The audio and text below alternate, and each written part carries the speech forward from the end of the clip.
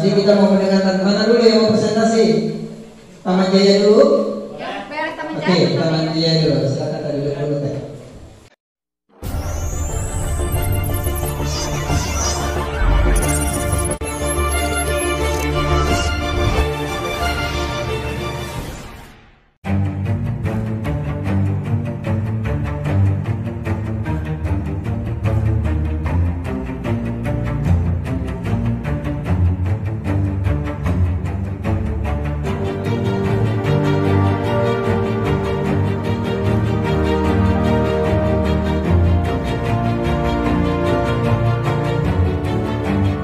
Tunggu. Sebelum mulai lagi, jangan lupa subscribe. Assalamualaikum warahmatullahi wabarakatuh. Saya perwakilan dari kelompok Desa Taman Jaya yang akan mempresentasikan hasil kegiatan dari hari kemarin sampai dengan sekarang. Baik, mohon perhatian dari bapak-bapak dan ibu-ibu. Kita semua kelompok harus saling memperhatikan dan harus saling bisa ngasih masukan di mana kurangnya dan di mana kesalahannya. Kita saling koreksi ya. Oke. Di sini saya akan menjelaskan tentang sejarah Desa Taman Jaya. Desa Taman Jaya, sebelum jadi Desa Taman Jaya kita gabung ke Desa Cigorondong dulu. Setelah itu yang ketiga, tahun 1992, pada waktu itu pemilihan kepala desa lagi yang terpilih menjadi kepala desa yaitu Bapak Atsa Wijaya. Beliau menjabat jadi kepala desa menjadi 2 periode ya, 2 periode kepotong sama meninggal dunia. Setelah itu kita mengadakan pemilihan lagi kepala desa yang kelima pada tahun 2013. Yaitu kepala desanya Bapak Sarju Wahyudin. Beliau menjabat selama 5 tahun. Nah, pada tahun 2019 ada pemilihan kepala desa lagi yang terpilih, yaitu sampai sekarang Saudara Bapak Lurah Ade Sutoni. Untuk jumlah penduduk Desa Taman Jaya ada 884 kakak. Untuk penduduk laki-laki 1547, untuk penduduk perempuan 1616. Jumlah jiwa keseluruhan 3163. Di Desa Taman Jaya ada 15 RT, ada 6 RW, ada 3 dusun, ada 7 kampung.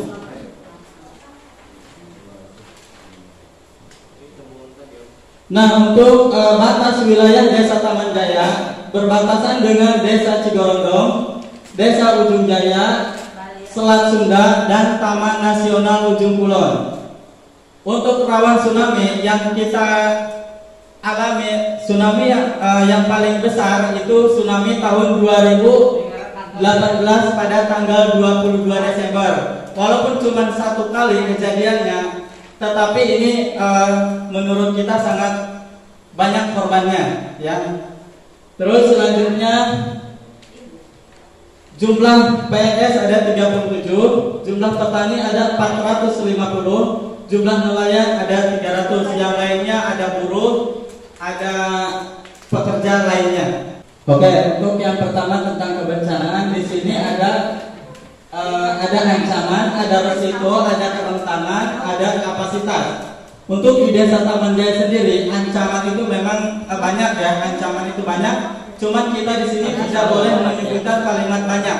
Nah, kita harus menjelaskan yang satu tsunami, gempa bumi, banjir, COVID, gunung berapi, kebakaran, longsor ya. Di sini jenis ancamannya. Resikonya, kalau di tsunami, hilangnya harta benda, hilangnya nyawa, rusaknya rumah dan penduduk ya. Penduduk pun ada yang luka-luka, ada yang mungkin trauma, ada yang stres, ada yang meninggal. Itu pas korban tsunami. Gempa bumi mungkin rumah retak-retak, warga pun sama, ada yang stres juga, mungkin trauma ya. Ada rumah rusak, mungkin ada juga yang meninggal. Tetapi walaupun di sini sering terjadi gempa bumi, selama saya masih ada di sini gitu ya, pengalaman saya sendiri, yang namanya gempa bumi, alhamdulillah di kita ini di Desa Taman Jaya belum ada yang namanya korban jiwa. Ya, kalau rumah retak-retak, sekolahan retak-retak, sekolah ambruk ada ya, Bumbaya pernah ya, sekolah sama rumah penduduk ada. Kalau banjir di sini yang khusus Kampung Taman Jaya memang sering banjir, cuman tidak begitu dalam, nah, paling 1 mata kaki itu pas di depan balai desa dan di Kampung Bangkong Rean di depannya balai desa. Untuk COVID mungkin di tahun ini masih berjalan ya, masih terus penularannya. Mudah-mudahan tapi di kampung kita tidak. Terus kebakaran ini biasanya terjadi sering kali itu di Kampung Paniis, sering kebakaran hutan. Untuk longsor biasanya di Desa Taman Jaya itu yang pernah terjadi itu di Kampung Cimenteng, karena Kampung Cimenteng itu berdekatan dengan gunung dan di situ dataran tinggi. Kerentanan. Untuk kerentanan di semua jenis bencana, saya tidak menyebutkan satu-satu dari per bencana ya. Saya yakin dari semua kelompok sudah mengerti. Di sini kerentanannya: 1. Lansia, disabilitas, ibu hamil, anak-anak. Untuk kapasitasnya kita di sini yang pertama sumber daya manusia. Kenapa saya tuliskan sumber daya manusia? Karena dari orang-orangnya di sini kita didik, kita kasih pelatihan seperti ini. Kita di sini pelatihan ini contoh dari peningkatan kapasitas. Kalau kita sudah tahu dalam kegiatan kayak seperti ini pelatihan-pelatihan, jadi kita setidaknya kita mengetahui ketika ada bencana kita harus kemana. Nah, untuk ibu-ibu, bapak-bapak, di dalam kebencanaan ini kita pun dengan keluarga harus dibicarakan. Contoh, misalkan kita bencana banyak, tetapi kalau sudah kita ngobrol dengan keluarga, yang namanya rumah penduduk itu pintu tidak satu ya. Ada pintu depan, ada pintu belakang, mungkin ada pintu pinggir, ada pun jendela. Nah, kita obrolkan dengan keluarga. Ketika ada bencana, bolehlah mau anaknya, suaminya, istrinya, cucunya mau keluar lewat mana saja. Tetapi kita obrolkan titik kumpulnya di mana ketika kita mau evakuasi. Jadi nanti kita tidak panik mana anak, mana kakek, mana cucu, mana ibu, mana bapak, mana suami, mana istri. Ketika kita sudah ngobrol dengan keluarga, pokoknya kalau ada tsunami, ada gempa, kita lari. Yang di Paniis misalkan ke Cipanas Paniis, yang Taman Jaya kita lari ke Kampung Taman Jaya Girang. Nah, nanti kita ketemu di sana di titik kumpul itu. Jadi tidak misalkan begini, contoh karena kita belum pengalaman semuanya. Di sini saja kemarin dia sudah datang ke tempat pengungsian, dia balik lagi menjemput anaknya dan keluarganya. Nah, akhirnya kan itu kalau ada musibah susulan lagi, itu bisa-bisa dia pun mengantarkan nyawa di situ. Jenis ancaman ada tsunami, ada banjir, ada gempa, ada COVID. Intensitas saya sebutkan di sini nomor 1 itu memang sedangnya maksudnya kita terjadinya memang 1 kali. Terus banjir kita sering karena memang banjir kalau di musim hujan sering banjir di kampung-kampung tertentu. Gempa yang sangat sering dirasakan ini bisa satu desa, bisa desa yang lainnya. COVID kita sama, semuanya merasakan. Untuk dampaknya hampir di semua kegiatan ini menyebabkan kematian, kerusakan rumah, kehilangan harta benda, trauma, sakit-sakit. Terus kalau banjir, kecuali banjir ya, banjirnya cuma sedikit. Di banjir ini bisa pencemaran lingkungan dan bisa gatal-gatal kulit kepada masyarakat. Untuk gempa sama dengan tsunami masih bisa rumah retak-retak, trauma, bisa stres juga. Untuk nilai, kenapa tsunami saya kasih nilai 4? Padahal baru 1 kali terjadi tapi nilainya besar. Karena menurut saya tsunami ini korbannya sangat banyak. Bahkan rumah rusak pun ada lebih dari 35 ya Pak Kiong ya. Dari 35 kakak ya, lebih dari 35 kakak. Dan ada 1 korban nyawa 1 ya di Kampung Paniis perempuan. Untuk gempa di sini sering saya kasih. Sebenarnya ini tadinya nilainya 4 bukan 6, nggak tahu siapa yang berubah. Karena di sini tidak ada korban jiwa. Terus gempa bumi sama nilainya 4 karena tidak ada korban jiwa. Untuk COVID saya kasih total 1. Karena kita di sini COVID di kampung kita ini Kecamatan Sumur belum ada korban jiwa ya.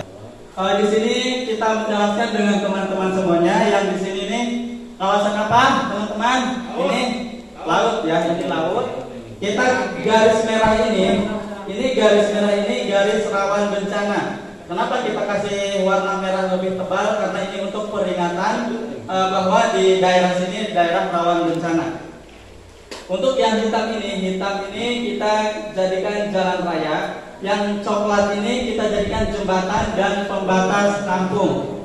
Kalau di sini pembatas desa dan di ujung ini pembatas desa. Kalau yang di tengah-tengah ini pembatas antar kampung. Nah, kalau yang di sini kawasan hijau zona aman. Ini zona Kampung Panis di sebelah lautnya tanda merah, di sebelah hutannya ada tanda merah. Kenapa? Karena di sini ada terjadi dua bencana. Bencana tsunami dan bencana kebakaran, seperti itu ya. Nah, untuk jalur evakuasi Kampung Panis lari ke Gunung Cipanas, ke belahan Cipanas. Di saat sama ke sana, kalau Pendei Cimenteng, Pendei nelayan Cimenteng titik kumpulnya di Kampung Cimenteng. Untuk Taman Jaya itu ke Taman Jaya Girang dan ke Taman Jaya bagian Sumur Gedong ke sana ya Bu ya. Perbukitan ke Kepuh, kampung Kepuh, bukan kampung ya, tapi hutan ya, di Kepuh. Nah, di sini ada sekolahan juga, kita sekolah ada gambar-gambar merah juga karena kayak SMP itu adanya di zona merah rawan bencana tsunami karena dia dekat pinggiran pantai. Seperti kantor Taman Nasional Ujung Kulon kita kasih merah karena di pinggiran pantai ya. Mungkin cukup sekian dari kelompok Desa Taman Jaya. Wabillahi taufiq wal hidayah. Wassalamualaikum warahmatullahi wabarakatuh.